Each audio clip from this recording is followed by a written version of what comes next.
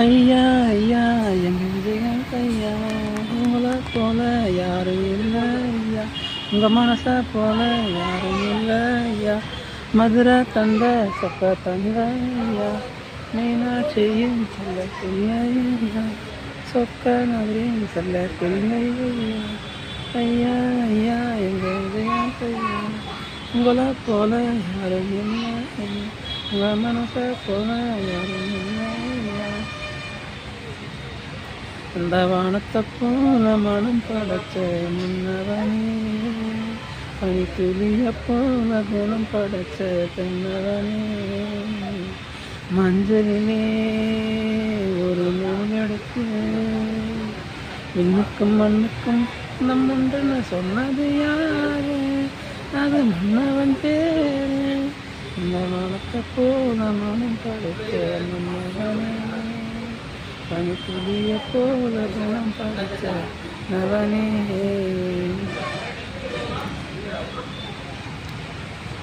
Koyambedu bus ஸ்டாண்ட்லேருந்து 1 kilometre தொலைவில் captain ஐயா அவர்களின் நினைவு ஜீவசமாதி இருக்கின்றது. இங்கே வந்து வேண்டினால் வேண்டியது அனைத்தும் நிறைவேறுகின்றது. தற்போது இங்கே வந்து கடந்த 2-3 மாதமாக இங்கு தினமும் வந்து கேப்டன் விஜயகாந்த் ஐயா அவர்களை வேண்டி அவர்கள் ஆசீர்வாதத்தை பெற்று சினிமாவில் முயற்சி செய்து கொண்டிருக்கிற அனைத்தும் நன்றாக நடந்து கொண்டிருக்கின்றது.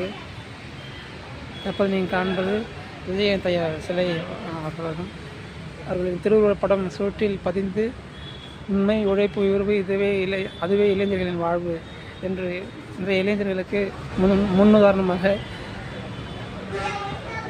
இருக்கின்றார். முடியாது என்றால் முட்டாளுக்கு சொந்தமானது, முடியும் என்பது அறிவாளிக்கு சொந்தமானது என்ற வார்த்தைகள் அனைத்தும் இங்கே பொருத்தமாக, இளைஞர்களுக்கு பொருத்தமாக, தற்போது இந்த காலத்தில் வாழ்பவர்களுக்கு பொருத்தமாக ஒரு தன்னம்பிக்கையை கொடுக்கும் வார்த்தையாக இருக்கின்றது.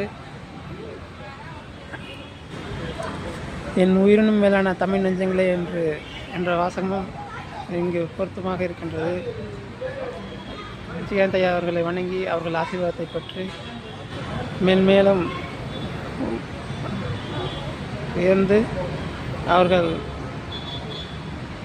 அவர்கள் செய்த நல்ல உதவிகளை செய்ய வேண்டும் என்று என் உள்ளத்தில் தோன்றுகிறது. விஜயகாந்த் ஐயா அவர்களின் ஆசீர்வாதத்தோடு இந்த பணி நிறைவேறும் என்று நான் எல்லாம் வல்ல அண்ணாமலையாரின் மதுரை மீனாட்சி சொப்பனாதரையும் அண்ணாமலை